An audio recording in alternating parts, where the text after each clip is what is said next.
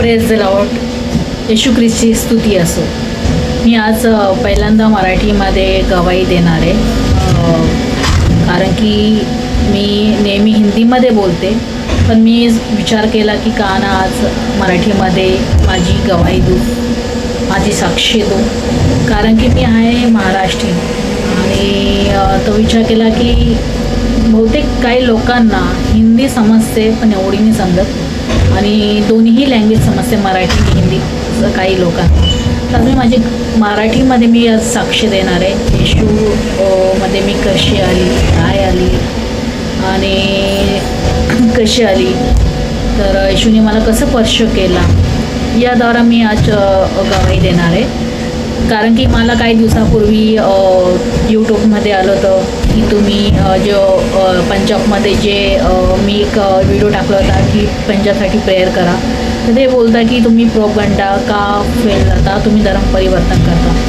पहिली गोष्ट, धर्म परिवर्तन कोणीही करत नाही, आणि मी याची स्वतः साक्षी आहे की माझं कोणीही धर्म परिवर्तन केलं नाही आहे. मी पण महाराष्ट्रीयन आहे, हिंदू मुलगी आहे, माझी हिंदू मुलगी आहे, आणि मी येशूला ग्रहण केलं आहे. आणि मला कोणी ना पैसे देऊन मला धर्म परिवर्तन केलं आहे, नाही माझं ब्रेन वॉश केलं आहे. तर मी हे साक्ष देणार आहे, मी कशी आली, काय आली. कारण जी शांती कशामध्ये मला भेटली नाही, ती आज मला येशूमध्ये भेटली आहे. प्रेम काय काय नाही हे येशूने मला शिकवलं, माफ करायला शिकवलं, आणि आज माझ्या लाईफमध्ये जे काय चेंज आहे ते येशूमुळे आहे. मी आज तुमच्यासमोर माझी जी साक्षी आहे येशूबद्दल मी तुमच्यासमोर ठेवणार आहे. आणि माझा हा व्हिडिओ शेअर करा, गवाही शेअर करा, म्हणजे लोकांची पण डोळे उघडेल जे काय आपला ब्लेम करता. की आज खूप लोक म्हणजे बोलता की म्हणजे कॅथलिक लोकांना किंवा जिथे प्रार्थना असते, जिथे काय असते प्रार्थना सभा, ते बोलतात तुम्ही धर्म परिवर्तन करता. कोणीही कोणाचं धर्म परिवर्तन नाही करत, कारण की हे मी अनुभव केलेला आहे. ओके, जर आमच्याकडे आम्हाला पैसे देऊन जर आम्हाला धर्म परिवर्तन केलं असतं तर आम्हाला ना जॉबची गरज असते ना कसली, तर आज आम्ही करोडो रुपयांचे खेळलो असतो, आमचं स्वतःचं घर असतं, आमच्याकडे पैसे सेविंग असते, आणि आम्ही आरामशी घरी बसून खाल्लं असतं. नाही, आम्हाला ब्रेन वॉश केलं आहे. जे सत्य आहे ते आम्हाला सांगतं बायबलमध्ये, जे काय सत्य आहे. कारण प्रभू येशू बायबलच्या वचनमध्ये बोलतो, मार्ग आणि सत्य जीवन मीच. तर जे काय सत्य ते बायबलमध्ये लिहिलेलं आहे, ते मी बायबल वाचलं आहे आणि खूप छान आहे. आणि जे काय आहे ते फॅक्ट लिहिलेलं आहे.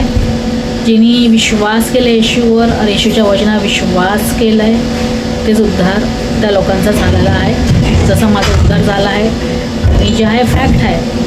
पहिली गोष्ट, कोणाला जज करण्याच्या आधी तुम्ही स्वतः पडताळणी करायची. तुम्ही स्वतः बायबल वाचा की बायबलमध्ये लिहिलं काय. कोणावर ब्लेम करून किंवा कोणावर हे करून चालत नाही की येशू काय बोलतो, कशासाठी आला आहे. येशू पापी लोकांसाठी आला आहे, म्हणजे धर्म परिवर्तन नाही. कारण बायबलच्या वचनमध्ये लिहिलेलं आहे की मी पापी लोकांसाठी आला आहे, धर्म परिवर्तन नाही. आज माझा धर्म कोणीही चेंज केला नाही. आज माझ्या लाईफमध्ये जे काय होतं ते जीवन बदललं आहे. आज मी आनंद आहे, मी खुश आहे. जरी माझ्याकडे काही नसलं तरी पण माझ्यामध्ये येशूची शांती आहे, जे आनंद आहे तो माझ्यामध्ये आहे. छोट्या छोट्या गोष्टीमध्ये मी आनंद मला होतो की जरी माझ्याकडे नाही आहे, कसली चिंता मी करत नाही. ते सगळं मी येशूवर सोडलं आहे, सगळं देवावर सोडलं आहे. आणि कोणताही आम्ही जाती धर्म का कोणताही कसलेही लोक असू दे, आम्हाला येशूने त्यांच्यासाठी प्रार्थना करायला शिकवली. आम्ही हे साठी धर्म परिवर्तनासाठी नाही करत आहे, या आम्ही हे सगळं स्प्रेड नाही करत आहे. आम्ही हे विश्वास करतो येशूवर की ज्यांनी सृष्टी बनवली, ज्यांनी जे काय बनवलं, आम्ही त्या लोकांसाठी प्रार्थना करतो. ओके, त्याच्यामध्ये आम्ही जेव्हा कोणाच्यावर समस्या येते, काय बाळ येऊ दे, नाही तर भूकंप होऊ दे, नाही तर काही घरं पडू दे, तर आम्ही सगळे मिळून प्रार्थना करतो यासाठी की जे काय आम्ही त्यांना सरेंडर करतो. ही असते प्रार्थनेची खरं अर्थ. याच्यामध्ये आम्ही हे बघत नाही की तो हिंदू आहे का, तो कॅथलिक आहे का, तो मुसलमान आहे का, तो कोण बौद्ध आहे का, तो कोणता जातीचा, आम्ही हे बघून नाही आम्ही करत. कारण येशूने आम्हाला प्रार्थना करायला शिकवलं, आणि एका विश्वासाच्या द्वारे ती प्रार्थना ऐकली जाते, आणि हे जे संकट असतात ते मिटले जातात. आणि जर येशू मसीह स्वतः तर येणार नाही, पण येशू मसीहने असे काही लोकांना निवडलेले आहे एंजलच्या द्वारा, ते त्यांना सर्चच्या द्वारा त्यांना मदत करते. मग ते कोणत्याही लोकांच्या द्वारा तो येतो आणि एकमेकांना मदत करते. ये जी काय लढाई आहे, आमची लढाई माणसाशी नाही आहे, आमची लढाई जी अंधकारची आत्मा आहे आमची त्यांच्याशी आहे. तर आम्ही एकामेकांना प्रार्थना करतो. यामध्ये धर्म परिवर्तनची गोष्ट येतच नाही पहिली गोष्ट, कारण कोणते जाती धर्मचा का असे ना, कारण बहुतेक आपल्या देवांवर विश्वास ठेवून खूप काही लोक आहे त्यांच्या देवांकडे ते प्रार्थना मागतात. तसंच आम्हाला विश्वास आमच्या येशूवर की आम्ही त्यांच्यासाठी प्रार्थना करू. पण देवावर विश्वास आहे, तुम्ही बी प्रार्थना करा. आम्ही मना करत नाही, कारण आमचा विश्वास येशूवर आहे आणि आम्हाला पूर्ण विश्वास आहे. कारण बायबलचं वचन खूप बोलतो, एक विश्वासेद्वारा पुरा घरांना उद्धार होतो. तर आम्हाला विश्वास आहे आजची जगामध्ये होतं की प्रार्थना ऐकली जाते. तुम्ही पण करा प्रार्थना. याच्यामध्ये धर्म परिवर्तनची गोष्ट येतच नाही पहिली गोष्ट. काही हरकत नाही, पण मी माझी गवाही तुम्हाला शेअर करते. मी कशी येशूमध्ये आणि कशी नाही, मराठीमध्ये मी करते. याच्या आधी पण मी गवाही शेअर केली आहे, मी साक्ष शेअर केली आहे. डिस्क्रिप्शनमध्ये मी माझी जी गवाही हिंदीमध्ये आहे ती मी टाकेल आणि तुम्ही बघा, किंवा ही मराठीमध्ये तुम्हाला समजा असेल तर ही पण ऐकू शकता, असं काही नाही आहे. तर मी माझ्याच गवाही शेअर करणार आहे. मी कशी येशू मसीहमध्ये आली, कशी येशूमध्ये आली, येशूने कसं माझं मन परिवर्तन, म्हणजे माझं जे लाईफ आहे, जे जीवन आहे, कसं परिवर्तन झालं, मी आज जे काय मी सांगणार आहे. तर मी माझी गवाही सुरुवात करणार आहे. माझं नाव योगिता आहे, मी महाराष्ट्रीयन आहे आणि 2017मध्ये मी विश्वासू होती आणि 2018मध्ये माझा बप्टाईज झाला आहे. मी येशूला ग्रहण केलं आहे. बप्टाईजचा अर्थ असतो की धर्म परिवर्तन नसतो. बप्टाईजचा अर्थ याच्यापुढे मी याच्या आधी पण बोलली आहे बायबल म्हणजे व्हिडिओमध्ये की बप्टाईजचा अर्थ धर्म परिवर्तन नसतं. जे काय असतं आम्ही येशूला ग्रहण करतो विश्वास जरा, कारण बायबलचं वचन बोलतं आहे की तुम्ही पिता पुत्र पवित्रात्म्याच्या नावाने लोकांना बप्टाईज द्या, आणि हा एक विश्वासाचं चिन्ह असतं आणि म्हणून ते विश्वास असतो. यामध्ये धर्म परिवर्तन नाही आहे. यामध्ये आम्ही फक्त येशूच्या नावाने आम्ही बप्टाईज करतो, येशूच्या नावाने आम्ही प्रार्थना करतो. याचा अर्थ हा असतो. त्यामुळे हे धर्म परिवर्तन नाही. माझ्या लाईफमध्ये माझे भरपूर प्रश्न होते, कारण की मी लहानपणापासून जे हिंदू परंपरा आहे मी फॉलोअप केली आहे. याच्या अतिरिक्त मला हिंदू लोकांची जेवढी आरती आहे, गणपती, शंकर, देवी, म्हणजे बहुतेक आरत्या असतात त्या मला माहिती आहे. आणि मी नवरात्री करायची, गणपती करायची, आणि जेवढी पुस्तकं आहे शूललामृत, गुरुचरित्र, तुमचं पारायण, जे काय आहे ते मी केलेलं आहे. सकाळी 4 वाजता उठून हे सगळं केलेलं आहे. पण जी शांती म्हणजे यामध्ये नाही भेटली, ती शांती मला येशूमध्ये भेटली. आणि माझ्या मनामध्ये भरपूर काय प्रश्न होते की आपण जीवनामध्ये आपलं अस्तित्व काय आहे, आपण कशासाठी आलं आहे. कारण की मी नेहमी निराश असायची आणि मला ती शांती नसायची की मी का येशूमध्ये आली आहे. माझे भरपूर प्रश्न असायचे आणि मी तरी पण मी करायचे, असं नाही. श्रावण सोमवार करायची, भरपूर काय करायची, मी फॉलोअप पण करायची की कोणत्या दिवशी काय करायचं, हे सगळे सण वारे हे सगळं मला माहिती, कधी काय होतं कधी काय नाही. तर मी 2017मध्ये म्हणजे त्या करत होती, तर मला त्यामुळे शांतीने मला प्रश्नांची उत्तरे भेटले. तर मला हे पण माहीत नाही की कशासाठी आलो. पहिला प्रश्न माझा, आपण दुनियामध्ये कशासाठी आलो, आपलं अस्तित्व काय, काहीतरी पाहिजे ना. की मी जन्म घेतला, आपण मोठे झालो, शाळेत जातो, कॉलेजला गेलो, लग्न झालं, मुलं झाले, काम करतोय गाढवासारखं आणि कमवतोय, खातोय, पण त्याला काही फॅक्ट नाही. हे तो नॉर्मल लाईफ पण आपण जगतो, पण काहीतरी आपलं अस्तित्व असतं.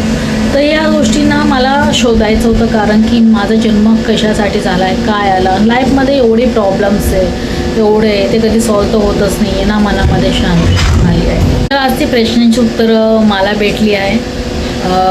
भले मी लहानपणापासून येशूला ओळखत नव्हते, पण येशू मला ओळखत होता आणि प्रत्येक गोष्टीला तो मला वाचवायचा आणि प्रत्येक वेळा. कारण की नाही, मी याच्या आधी येशूला म्हणजे चर्च काय हे मला माहीत नाही, येशू कोण आहे हा मला माहीत नाही, बायबल काय हे मला माहीत नाही, क्रॉस काय असतं हे पण मला माहीत नाही.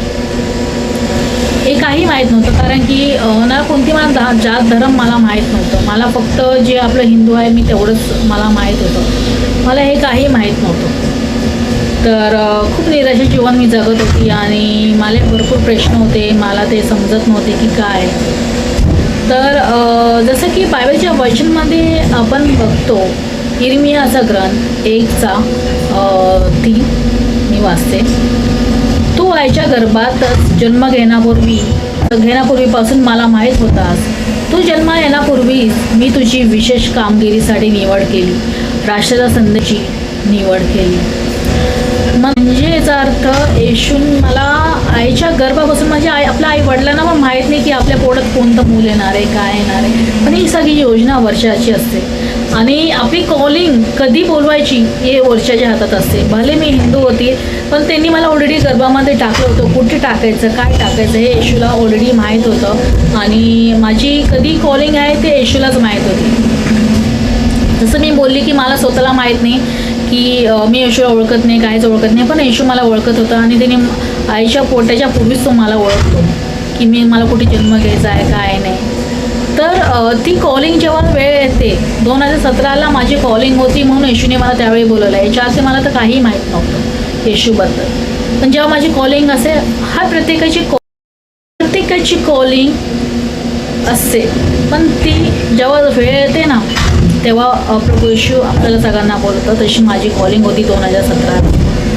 तर मी अशीच नॉर्मल होती. माझी एक मैत्रीण होती, ती नेबर होती, ती माझ्या बाजूला राहत होती. तर ती मला बोलली की योगिता की आमच्याकडे आज प्रार्थना आहे, तू येणार का. तर मी म्हटलं की कसली प्रार्थना. ती बोलली की आमच्याकडे प्रार्थना असते आणि ती मला माहिती होती ख्रिश्चन. तर मग मला हे माहीत नाही ख्रिश्चन धर्माबद्दल काय प्रार्थना असते, पण असं मला वाटलं की ख्रिश्चन धर्मामध्ये अशी पण काही प्रार्थना असते का, कारण माझ्यासाठी ते सगळं नवीन होतं. तर मी बोलली की ठीक आहे, प्रार्थना तो प्रार्थना असते, कारण की मी ऑलरेडी धार्मिक आहे, मी देवावर विश्वास ठेवत होती. तसं इब्राहिम पण धार्मिक होता, पण त्याला देव कोण आहे हा माहीत नव्हता. पण त्यांनी विश्वासाद्वारा जेव्हा त्यांनी विश्वास ठेवला तेव्हा त्याला त्याच्याद्वारा विश्वासाद्वारा चालत गेला. तसं माझा विश्वास होता, पण खरा देव कोण आहे काय हे मला माहीत नव्हतं. मग मी म्हटलं की ठीक आहे, प्रार्थना आहे, प्रार्थना तर प्रार्थना असते आणि प्रार्थनाला कोणी नकार तर देणार नाही, चांगली असते. कोणतीही प्रार्थना का असेल हे माझ्या मनात नव्हतं की कोणत्या देवाची काय, पण ही प्रार्थना त्यांची होती हे मला माहीत होतं आणि मी अटेंड केली आणि मी गेली. आणि मला ख्रिश्चन धर्माबद्दल तर माहीत नाही, कशी प्रार्थनामध्ये कशी आराधना स्तुती करता, कसे बसता, कसे उठता हे मला काही माहीत नव्हतं. पण हे जसे करत होते मी तशी करत होते. आणि ज्यावेळी प्रार्थना सुरुवात झाली तेव्हा मी एक अनुभव सांगते. सुरुवातीपासून प्रभूजीने मला स्पर्श केला आणि पवित्र आत्मा माझ्यावर उतरला आणि मी खूप रडायला लागलो. माझ्यासाठी हा वेगळा अनुभव होता त्यावेळी, कारण की हा अनुभव मी कधीही मी कधीही कुठेही बघितला नव्हता. तो माझ्यासाठी हा जेव्हा प्रार्थना सुरुवात झाली, जेव्हा मला स्पर्श झाला पवित्र आत्माचा, तेव्हा हा माझा पहिला अनुभव होता. आणि विचार करू लागली त्यावेळी की हे माझ्याबरोबर काय होतं. तर मी सुरुवातीपासून रडायला लागली, शेवटच्या प्रार्थनापर्यंत रडतच राहिली. आणि मला हे वाटायला लागले मी कधी असा अनुभव एवढा वर्षापूर्वी केला आहे, तो मी कशामध्ये केला नव्हता, तो याच्यामध्ये केला. तर माझ्यामध्ये अजून एक एक्साइटमेंट वाढली की बाबा हे काय आहे अशी जाणून घ्यायची की हाय काय की मग मला अजून प्रश्न पडले आणि त्याची उत्तर शोधण्याची मला अजून एक्साइटमेंट झाली की मला हे प्रश्नांची उत्तरं मला पाहिजे. तर मी हे तशी प्रार्थना करायची, एकदम छान वाटायचं, एकदम शांती वाटायची. जो प्रेमाचा स्पर्श येशूला जे. आणि मला त्यावेळी वचन पण जेव्हा ते ब्रदर बोलायचे तर मला वचन पण माहीत नव्हतं की वचन काय बोलतं. असं वाटायचं अरे हा काय बोलते वचन, मला काय माहीत नाही, बायबलचं वचन बोलवते हे आहे काय. मला एकदम डोक्याच्या वर जायचं की हा काय बोलतोय काय नाही, मला असं वाटायचं.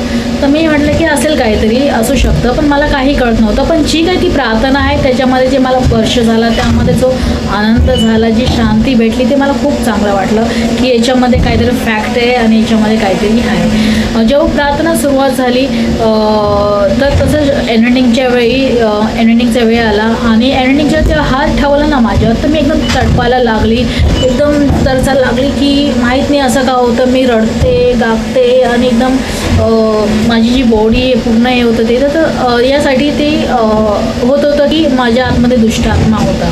तर हा दुष्ट आत्मा, मला माहीत नाही की माझ्या आतमध्ये पण दुष्ट आत्मा असू शकतो, कारण की असा विचार मी कधीही केला नव्हता की माझ्यामध्ये दुष्ट आत्मा असू शकतो. मला कोणी सांगितलं की तुला काहीतरी खाऊ पिऊ घातलं आहे, त्यामुळे तुझं जे काय दुष्ट आत्मा आहे. कारण की काय असतं ना, जेव्हा माणूस घमंडी असतो आणि याच्यापूर्वी मी असं काय विचार करत नव्हते की मी घमंडी नाही आहे, असं कसं स्पर्श होऊ शकतं, मी कोणाचं वाईट केला नाही आहे, असं माझ्या डोक्यात विचार आला, असं कसं होऊ शकतं. पण असं काही गोष्टी असतात ते आपल्याला सुद्धा कळत नाही. तर कारण मी अशी वाटतं ना एन्जॉय पण करत होती, निराश पण असायची, काही ना काही वेगवेगळे म्हणजे लाईफमध्ये होत होते. तर असं कसं दुष्टात्मा माझ्यावर वार करेल, कारण की असं माझं कोणी काही वाईट विचार तर करू शकत नाही. या मनामध्ये माझे प्रश्न असायचे. पण माझ्या आतमध्ये दुष्टात्मा होता, तो कसा आला, काय आला हे पण मला माहीत नव्हतं. पण मला एवढं सांगितलं की तुला कोणतरी खाऊ पिऊ घातला आहे, कारण की माझ्या लाईफमध्ये मी जे काही कामं करायची ते कधीही सक्सेसफुल होत नव्हते. मग ते माझं लाईफमधले जॉब असू दे, माझा बिझनेस असू दे, या लाईफमध्ये लग्नाची जी लाईफ असू दे, या काही असू दे, प्रत्येक गोष्ट निराश अनसक्सेसफुल असायचं. तर या गोष्टी मला हे जाणवत होतं की माहीत नाही का होतं आहे, पण मला हे असं वाटायचं की नाही, ही अशी लाईफ काय आपली, का आपण सक्सेसफुल का नाही होते, कशामध्ये का होते आपल्याबरोबर हे असं, आणि आपण नेहमी निराश का असतं दिवसभर. म्हणजे एन्जॉय करायची, तेवढं एन्जॉय असायचा, पण नंतर जेव्हा जे आपण घरी जायचं तर पुन्हा तसंच आपली लाईफ होऊन जायची. ही अशी माझी परिस्थिती होती. तर त्यावेळी माझ्यावर कोणतरी केलं, माझ्या अंदर दुष्ट आत्मा होता, कोणीतरी खाऊ पिऊ घातलं होतं, हे सगळं त्यावेळी मला सांगितलं गेलं होतं. आणि माझा प्रश्न होता असं कसं होऊ शकतं, तर मला तर हे माहीत नाही, पण हे मला सांगितलं गेलं होतं. तर असं करता करता प्रार्थनामध्ये मला हे 7-8 महिने चालले गेले. आणि मी त्यावेळी काय करायची, जेव्हा प्रार्थना असायची ना, मी दोन्ही नावावर पाय ठेवायची. म्हणजे बायबलच्या वचनमध्ये बोलताना एका टेबलावर 2 लोक जेवू शकत नाही. तर असं होतं, त्यावेळी मी येशूवर विश्वास पण करायची आणि जेव्हा म्हणजे मी आपलं जे देव आहे त्यावर पण विश्वास करायची. जसं मी गणपती ते सगळं करत होती. आणि पण मला प्रश्नांची उत्तरं अजिबात भेटत नव्हती. त्यावेळी अजिबात कळत नव्हतं की काय होतं, कारण की आपल्या देवांना सोडून, कारण आपल्या मनामध्ये एकच असतं लहानपणापासून, अरे आपण तेवढं केलं आणि ते आपल्या देवामध्ये रुळलं जातं की हे आपले देव, असं कसं होऊ शकतं, हे अशा माझ्या मनामध्ये होतं. तर मला ते सोडणं खूप भारी पडायचं की नाही, असं होऊच शकत नाही, लोक असे का बोलता माझ्याबद्दल की नाही तू दुष्टात्मा आहे. म्हणजे असं कसं होऊ शकतं, मी तर देवच मानते ना, असं माझ्या मनामध्ये होतं. कारण की सुरुवातीपासून आपल्याला शिकवलं जातं की सबका मालिक एक आहे. तर मला पण असं वाटायचं हे तर देव आहे, अशा कशा बोलू शकतं, हे मला कळालंच नव्हतं त्यावेळी मी दोन्ही नावावर पाय ठेवायची. पण असे मला असं करता करता मी प्रार्थना जायची. तर एक सिस्टर आली होती, ती पण आम्ही घरी असं प्रार्थना करायचो आणि माझ्या घरी पण ठेवायची. कारण की ती जी अनुभव मी केला होता, सुख शांतीचा स्पर्श, तो मला खूप शोधायचा होता की नक्की आहे काय त्यामध्ये. आणि तुम्हाला चांगलं पण वाटायचं ते प्रार्थनामध्ये. तर मी माझ्या घरी पण ठेवायची, त्यांना वेलकम करायची की हां मला प्रार्थना ठेवायची. आणि आम्ही असं प्रार्थना एकमेकांच्या करत करायचो. तर नेहमी 7-8 महिने मला असेच गेले की सेम तशी सिच्युएशन, रडायची, खाली पडायची, दुष्टात्माला हे करायचं आहे ते. तर असं करता एक दिवस मी येशूला विचारलं. मी खूप निराश होती, कारण मला उत्तरं भेटतच नव्हती. त्यावेळी पण मला भेटत नव्हती, कारण की मी 2 नावावर पाय ठेवत होते. तर माझ्या मनामध्ये नेहमी असं निराशाजनक आणि प्रश्न मी उचलायची की काय माझ्याबरोबर होतं. हे मला सगळं कळत होतं की काही ना काय असेलच, त्याशिवाय मला असं त्रास होत नसेल. तर माझी जी मैत्रिणी ती बोलली, खान तू येशू विश्वास करून बघत पूर्णपणे. तर मी म्हटले की ठीक आहे, मी येशूवर विश्वास करते. तर मी जे काय आहे ते मी पूर्ण विश्वास ठेवला आणि येशूवर एकच प्रश्न विचारला की येशू माझ्या लाईफमध्ये आहे काय, तू जर खरंच जीवित परमेश्वर असेल ना, तू खरंच जीवित देव असेल ना, तर मला सांग, उत्तरं दे आणि आज मला याच्यापासून आजाद कर, या बंधनामधून मला तोड आणि आजाद कर. आणि असं मी खूप प्रश्न विचारले येशूवर, आणि ज्या दिवशी मी असा प्रश्न विचारला आणि मला उत्तर नक्कीच भेटलं देवाचं, येशूने उत्तर दिलं. त्या दिवशी माझ्याच घरी प्रार्थना होती, लास्ट शेवटची होती. तर जेव्हा प्रार्थना आम्ही स्टार्ट केलं तर माझा आतून जीव घाबरायला लागला एकदम. म्हणजे असं वाटतं ना की शैतान आहे आणि जीव घाबरतोय, अजून तो निघाला नाही, असं तसं मला सेम वाटायला लागलं. आणि जेव्हा प्रार्थना सुरुवात केली तर सेम प्रार्थना जसं पवित्र आत्म्याने तोंडाद्वारा बोलायला लागला. जेव्हा पवित्र आत्मा उतरतो, जेव्हा आपल्या आतमध्ये जेव्हा प्रार्थना जेव्हा स्टार्ट होते, तर पवित्र आत्मा आणि शैतानची आपल्यासाठी लढाई होते, या आत्मासाठी. तर माझ्यासाठी मी एकदम घाबरायची आणि एकदम तडफडू लागली, आणि एकदम तर माझ्या तोंडातून पवित्र आत्म्याने ओपन केलं की हिच्या आत्म्यात दुष्ट आत्मा आहे. शीला नाव आहे तिचं नाव, तिच्या मम्मीचं आईचं नाव शीता आहे. ती विशाखापट्टणमवरून आली आहे आणि तिला लुसिफरने पाठवलं आहे. हिच्या लाईफमध्ये काही चांगलं होऊ देऊ नये म्हणून ती माझ्या आतमध्ये आली होती. ते कोणी कसं आणलं होतं ते माहीत नाही, कोणत्या आली मला पण माहीत नाही. विशाखापट्टणम गेलीच नव्हती पहिली गोष्ट, आणि ती बोलली की माझी आई एकटी राहते, ते जिवंत आहे, मला तिची फिकर आहे.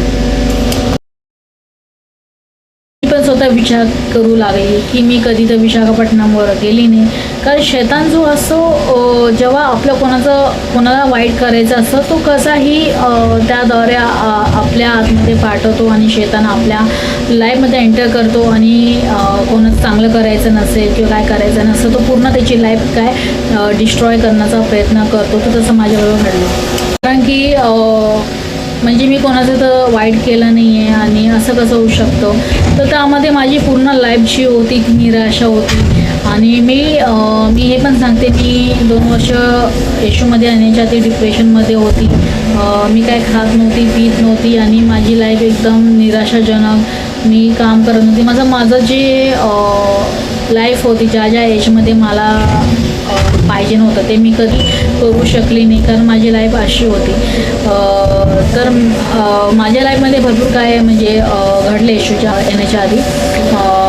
त्याच्यानंतर जेव्हा प्रार्थना केली तेव्हा मला असं पवित्र आत्म्याने स्पर्श केला, आणि मला तो अनुभव येतो जेव्हा आजाद होत आहे शैतानापासून, ते तुम्हाला स्वतःला अनुभव होतो की तुम्ही शैतानापासून आजाद झाला आहे. जसं मरियम मगदलेन कशी आजाद झाली दुष्ट आत्मापासून, ती सगळ्यांना सांगू लागली. तर सेम माझं पण असं झालं की मी जेव्हा आजाद झाली तर मी खुश झाली, आणि स्वर्गवर असं फ्लँकीस देते की love you Jesus, thank you Jesus. आणि मला खूप आनंद झाला, तो अनुभव मी केला. येशूने मला आजाद केला आहे. आणि तर मी सगळ्यांना सांगत फिरले की नाही, आज माझ्या आतमध्ये दुष्ट आत्मा आहे तो आजाद झाला आहे, मला येशूने आज आजाद केला आहे. असं म्हणजे जे ओळखत नाही माझे जे फ्रेंड सर्कल आहे, मी त्यांना सुद्धा खुशीने आनंदाने बोलू लागले, कारण तो आनंद जो होता तो वेगळाच होता माझ्यासाठी.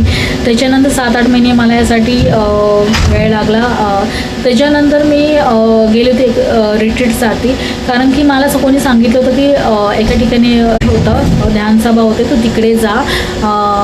म्हणजे मी ऐकलं होतं पण मला कोणी असं बोललं नाही, पण माझ्या मनामध्ये मी 3 दिवसासाठी गेली, कारण ते माझं पहिला होतं ध्यानसभा की असं मग कधी होतं हे पण मला माहीत नव्हतं, पण मी गेली 3 दिवसासाठी. तर मी ऐकलं होतं की चला आपण जाऊन बघूया काय होतं, कारण की जो अनुभव होता तो मला ऑलरेडी झाला होता, आणि मला विश्वास होता की मी तिकडनं काय ना काय घेऊन येईल. जे माझ्या घरातले प्रॉब्लेम होता, जसं की माझं लग्न झालं आहे, निराश होते, माझा बिझनेस आहे तो फ्लॉप होतो आहे, मला पैसे नव्हते, मला मूल होते, आणि माझी जी पहिलीची परिस्थिती होती ती मला एकदम सुधारायची होती की नाही आता काहीतरी आपल्याला चांगलं काहीतरी भेटेल. ह्या विश्वासाने मी जेव्हा गेली तेव्हा माझ्या ग्रुपवाल्यांनी बोलले की योगिता तू चालली तर नक्की काही ना काय घेऊन ये गुड न्यूज. मी म्हटलं की 100% 101% मी घेऊन येईल म्हणून असं मी त्यांना सांगितलं, कारण तेवढा विश्वास मला होता की मी तिकडनं येताना काहीतरी घेऊन येईल. पण आज माझं नाव योगिता आहे, पण माझं बप्टिस्म झाल्यानंतर मेरी नाव आहे. आणि असंच झालं की आपण जे विचार करतो की आपण चाललो आहे, आपण आपला विचार करून जातो की येशू माझ्या हिशोबाने आपल्याला ब्लेस करेल, पण तसं नसतं. पण येशू त्यांच्या हिशोबाने ब्लेस करतो, त्यांच्या आशीर्वाद देतो. पण याच्यापेक्षा पण मोठं काय आशिष ते आपल्याला पण कळत नाही. याच्यापेक्षा चांगला आपल्यासाठी त्यांनी एक योजना बनवली असते, ती आपल्या हिशोबाने नाही. आणि जेव्हा येशू आपल्या हिशोबाने जी योजना बनवतो ना, तो खूप छान बनवतो आहे. हे मला पण माहीत नव्हतं, कारण मी तर माझ्या हिशोबाने गेले होते की मला काय काय पाहिजे काय नाही. तर असंच आम्ही जेव्हा निघालो 3 दिवसासाठी, माझ्यासाठी 3 दिवस 3 रात्र वेगळं राहणं आणि तिथे खाणं पिणं खूप मुश्किल होतं, कारण की माझ्यासाठी सगळं नवीनच होतं, कसं राहायचं काय करायचं. पण आम्ही गेलो तर जसं केलं आम्ही, जसं होतं तसं आम्ही फॉलोअप केलं आणि अटेंड केलं. 3 दिवसासाठी आम्ही जे ध्यानसभा होती, खूप छान झालं माझं ती ध्यानसभा. आणि जे मला पाहिजे नव्हतं, मी ते अपेक्षा केली होती, त्याच्यापेक्षा मला चांगलं पटीने येशूने मला दिलं आहे. आज ते रिट्रीट अटेंड केलं. तर तिथे 3 दिवसाची ध्यानसभा असते. संध्याकाळची जी आराधना स्तुतीची जी प्रार्थना असते, वचन जातं आणि भरपूर काय जेवण खाणं सगळं फ्री असं. तर मी खूप खुशीने गेले होते, कारण मला माहीत होतं मी काही ना काय येशू मला ब्लेस करणार, आशिष करणार. आणि तसंच झालं. त्याच्यापेक्षा जो विचार केला होता त्याच्या कितीतरी पटीने प्रभूजीने मला ब्लेस केलं आहे. भले मला पैशाने, घराने या कशाने नाही केलं आहे, पण त्याच्या प्रभू येशू मला भेटला आहे. तर बायबलचं वचन काय बोलतं मत्थेचं 7:33 की तू माझ्या राज्याची आणि धार्मिकतेची खोज कर आणि मी तुझे जे काय वस्तू आहे, स्वर्गीय वस्तू तुला मी ब्लेस करेन. तर या बायबलचं वचन बोलतं. आणि तसंच झालं की आपल्याला येशूची, त्यांच्या ऐश्वर्याची खोज करायची आहे, आपलं त्यांचं बघायचं आहे. तर तसंच झालं. आणि पहिल्या दिवशी मला आतमध्ये आवाज आला की योगिता पाप क्षमा कर, पाप क्षमा कर. मी म्हटलं की माझ्या हातून हा कसला आवाज येतोय. तर मी विचार करते की असं कसं होऊ शकतं, असा आवाज कसा येऊ शकतो. पण मला अनुभव होता की बहुतेक येशूचा ही आवाज येशूचा आहे, कारण की बायबलचं वचन हे पण बोलतं की माझे भेडे माझा आवाज ऐकतो, है ना. तर मी तसा येशूचा आवाज ऐकला आणि मी म्हटलं की प्रभू येशू असं कसं होऊ शकतं, मी सगळ्यांना माफ केलं आहे. म्हणजे माझ्या आतमध्ये तो घमंड होता की मी पापी नाही आहे, मी सगळ्यांना माफ केलं आहे, मी कशाला हे करू, असा माझा घमंड होता. पण तरी पण मी म्हटलं की येशू ठीक आहे की तू बोलतो तर मी सगळ्यांना माफ करते. त्या दिवशी मी जेव्हा प्रार्थना सुरुवात केली आणि मी सगळ्यांना सरेंडर केलं, ज्यांनी माझं मन दुखवलं आहे आणि मी ज्यांचं मन दुखवलं आहे मी त्यांना पण सरेंडर केलं. म्हणजे आपल्याला बायबलचं वचन हे शिकवतं की एकमेकांना प्रेम करा, माफ करा, तरच तुमचा स्वर्गीय पिता तुमच्यावर प्रेम करेल आणि तुम्हाला माफ करेल. तर या गोष्टी मी सगळं केलं. मी जेव्हा ते पाप क्षमा केले, तर माझ्या अंदर जो दुष्ट आत्मा होता, जो पापाने भरलेला, जो माझा जागा घेतली होती, जे मी पाप केले, दुष्ट आत्मा आपल्यावर वार करतो, आपली लाईफ पूर्ण डिस्ट्रॉय करतो पापाद्वारा. जेव्हा मी माफ केलं, जेव्हा येशूच्या बोलण्यावरून जेव्हा माफ केलं, तेव्हा माझ्या आतमध्ये पूर्णपणे शैतान जे पण काय असेल ते सगळं निघून गेलं आणि पवित्र आत्म्याने माझ्या आतमध्ये एंट्री मारा. येशूने मला एंट्री मारली आणि मी पूर्ण पवित्र आत्म्याने भरली. आणि त्यावेळी मी खूप रडत होती आराधना स्तुतीच्या वेळी की मी येशूला, माझ्यामध्ये भरपूर काही क्वेश्चन होते, तसं मी तुम्हाला बोलली माझ्यामध्ये भरपूर काही प्रश्न होते लाईफबद्दल. तर मी येशूला विचारलं आणि मी खूप रडत होती आणि प्रभू येशूने मला स्पर्श केला आणि मी रडता येशूला प्रश्न विचारते की येशू तू कुठे. कारण जेव्हा पवित्रात्मा उतरतो ना, आपल्याला आपलं म्हणजे काय करतोय काय नाही आपल्याला कळत सुद्धा नाही, आपण काय बोलतो हे सुद्धा कळत नाही. बस पवित्रात्मा आपल्या बोलतो ना, आत्माद्वारा आपण बोलतो. कारण की बायबलचं वचन हे पण बोलतो की मी अशा लोकांच्या शोधामध्ये आहे जो आत्मिक याच्याने जो आराधना करतो. प्रभू येशू अशा लोकांना निवडतो आणि शुद्ध हृदयाने जो येशूला स्वीकार करतो आणि शुद्ध हृदयाने तो येशूची प्रार्थना करतो. तसं माझ्या आतमध्ये होतं. तर मी खूप काही रडत होती. तर मग येशूचा मला आवाज आला की येशू तू हाय कुठे, तू मला इथे का बोलवलंस आहे, तुझं काय काम आहे माझ्याशी, हे असं मी क्वेश्चन बोलायला लागले. तू का बोलवलं, तू का मला सततो या गोष्टीसाठी, तुला काय पाहिजे नाही माझ्यापासून, असे मी प्रश्न विचारले. तू का मला बोलवलं आहे इकडे, तू मला सांग. आणि तू हाय तरी कुठे, तू बोलतो तू जीवित परमेश्वर आहे तर मला पण स्पर्श कर, माझे जे प्रश्न आहेत तू त्याची उत्तरे दे.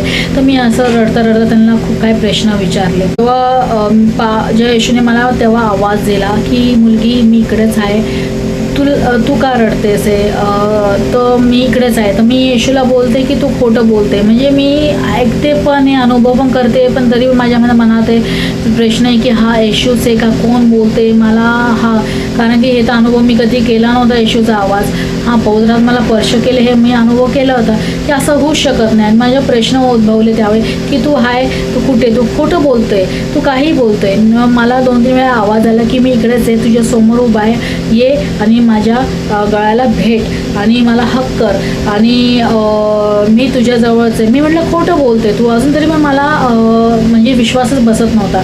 आणि त्यावेळी मी त्याला बोलला नाही इकडेच आहे, ये आणि हक कर. आणि माझा ॲटोमॅटिक असा हात गेला, त्यांच्या गळ्याला स्पर्श झाला आणि त्यांच्या असं वाटलं की मी त्यांच्या खांद्यावर डोकं ठेवलं आहे आणि खूप रडते आणि खूप रडते की आयुष्यभराची जेवढे काय माझ्यामध्ये दुःख होतं, जे काय होतं, जे मला प्रेम भेटलं नाही कोणाकडनं, जे काय ते मला येशूकडनं भेटलं. मी असा अनुभव केला आणि त्यांनी मला स्पर्श केलं आणि एकदम हे केलं. जसं एक लहान मुली कसं आपल्या वडिलांना हक करते आणि बोलते की मला उचल, मला हे कर, तसं मी खूप हट्ट करायला लागली येशूला की नाही मला उत्तरं दे, तू मला सोडून नको जाऊ, मला सांग हे का होतं माझ्या लाईफमध्ये. जे त्यांच्याकडनं प्रश्न विचारले त्यांनी मला उत्तर दिले आणि तो प्रेमाचा अनुभव, जे प्रेम मला कधीही अनुभव केला नव्हता लोकांकडनं, तो मला येशूकडनं झाला. तो स्पर्श मला येशूकडनं आला आणि येशू एकदम मला गळाला मिठी मारली आणि मी रडतच चालली होती आणि खूप रडतं प्रश्न विचारले.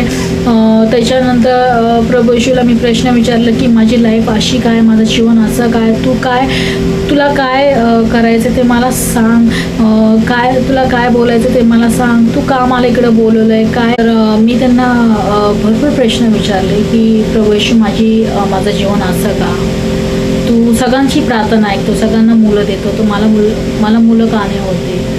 आणि त्यावेळी येशूने मला भरपूर काही उत्तरे दिली.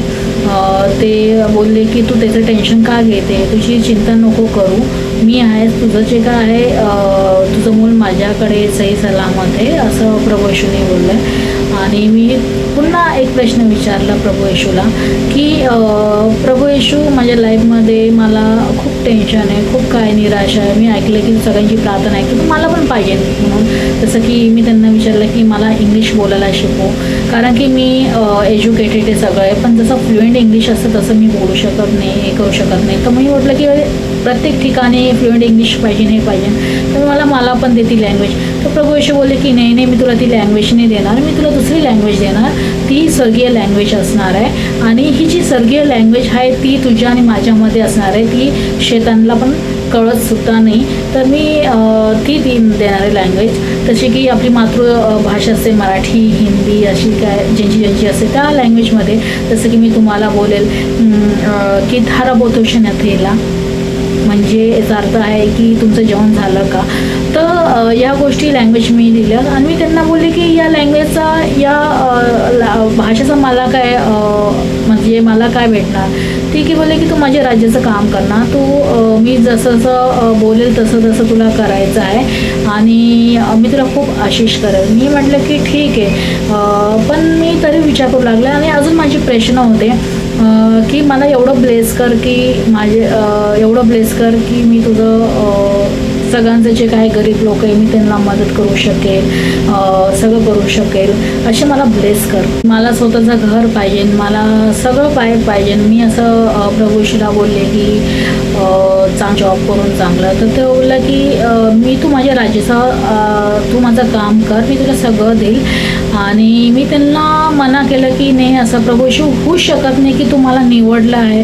कसं मी समजू की हा तूच बोलतोय. आणि कसं त्यांनी मला सांगितलं की नाही मी तोच बोलतोय आणि तुला मी निवडलेलं आहे आणि तू माझ्या राज्याचं काम करणार आहे. तर मी इन्कार केला, असं कसं होऊ शकतं, मी तर तुला ओळखत पण नाही, मी नाही प्रार्थना मला माहीत कशी प्रार्थना करते, कोण माझ्याकडे येणार, कोणी मला ओळखत पण नाही आहे, काय नाही. तर त्यांनी मला बोलले की तू माझी मुलगी आहे आणि मी तुझा पिता आहे. तर मी म्हटलं असं कसं शक्य. बोला नाही, तू माझी मुलगी आहे, तू निवडलेली आहे, कारण तू माझी आहे, मी तुझा आहे, तू कधी मलाही सोडून जाणार नाही आणि नाही मी तुला कधी सोडणार आहे, हा प्रभू येशूने मला बोलला.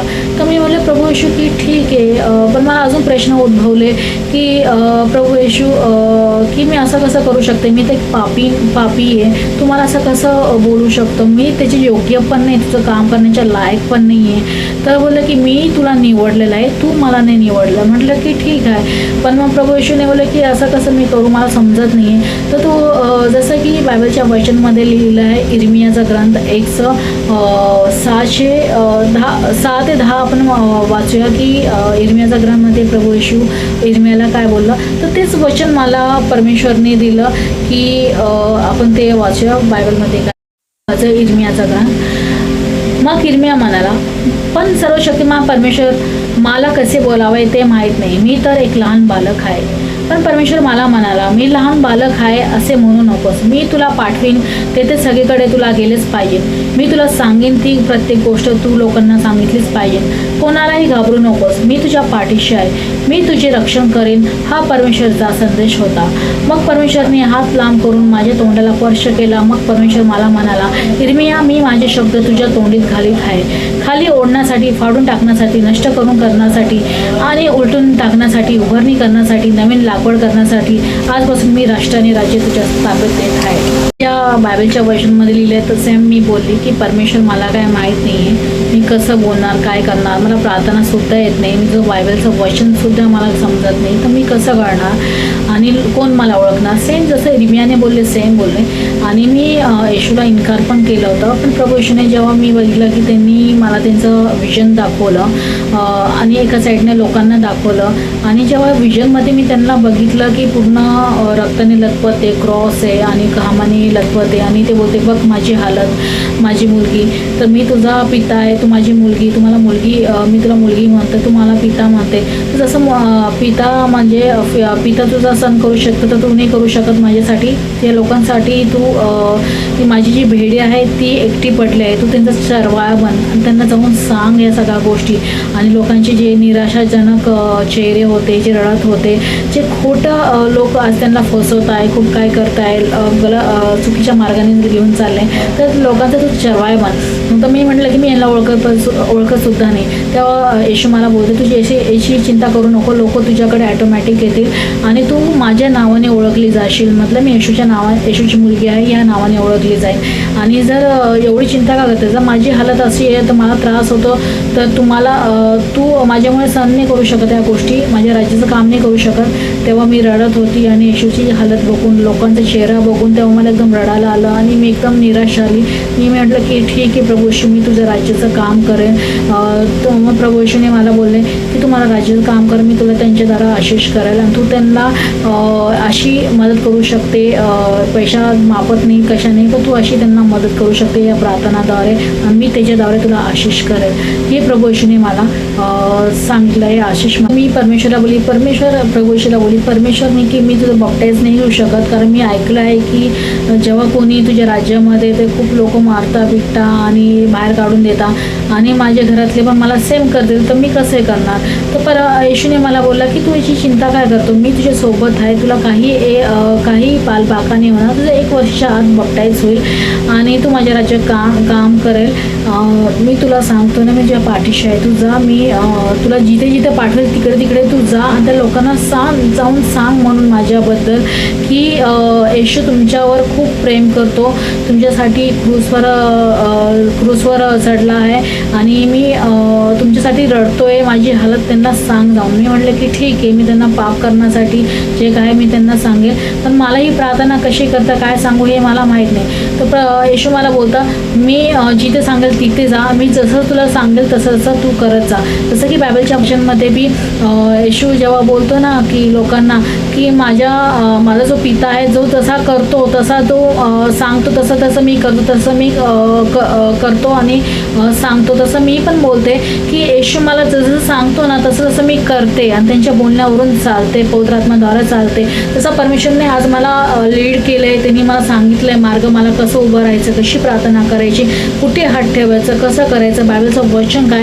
याच्यापूर्वी मला बायबलचं वचनसुद्धा समजत नव्हतं. मी तुम्हाला आधी पण सांगितलं की बायबलचं वचन मला अजिबात कळत नव्हतं. पण जेव्हा पवित्र आत्मा आला तेव्हा त्यांनी मला विजडम नॉलेज, जसं सुलेमानला पण विजडम आणि नॉलेज दिलं, तसं खुलासा करून दिलं, तसं मला ते एनॉइंटिंग भेटलं आणि ते वचन मला समजायला लागलं की कसं हे करायचं काय नाही. कारण की प्रत्येकाला माहिती व्हायला पाहिजे की वचन काय, काय बोलतं, कशा पद्धतीने चालायचं, हे सगळ्यांनाही पण माहीत पाहिजे. त्यामुळे आपल्याला सगळ्यांना हे वरदान मागायचं आहे विजडम आणि नॉलेजचं. प्रभू येशूने मला बोललं की माझी जी प्रॉफेसी, हर एक भविष्यवाणी असते ती सगळ्यांना माहीत असते. येशूने सांगितलेली असते, ऑलरेडी त्यांच्यावर डिसाईड केली असते की कोण येणार आहे, काय येणार आहे, कशी भविष्यवाणी होणार, ही ऑलरेडी सगळ्यांना माहीत असते. जसं मला माहिती की माझी भविष्यवाणीमध्ये काय काय होणार आहे, येशूने मला ऑलरेडी सांगितलं होतं. आणि जसं परमेश्वरने मला बोललं की माझं 1 वर्षामध्ये बप्टाईज होईल, सेम तसंच झालं. माझ्या आतमध्ये एवढे चेंजेस झाले की माझ्या आतमध्ये शांती होती. मी एकदम चिडचिड न करणारी, एकदम वस्तू तोडणारी, भरपूर काय वस्तू मी तोडलेले, शिव्यागाळ्या करणारी होती ती. त्यामध्ये माझ्यामध्ये एक शांती आली, माझ्यामध्ये चेंजेस झाले. टी व्ही बघत होती तर टी व्हीमध्ये मला म्हणजे असं इंटरेस्टच राहिला नाही आणि काय नाही. आणि त्याच्यानंतर मी गेल्यानंतर मी बायबल वाचलं 2 वर्ष आणि पवित्र आत्म्याने मला भरपूर लीड केलं. त्यांनी मला प्रार्थना शिकवली की कशी प्रार्थना करायची. आणि जेव्हा पण मी उठायची सकाळी 3 वाजता प्रार्थना, ते एंजल स्वर्गदूत येऊन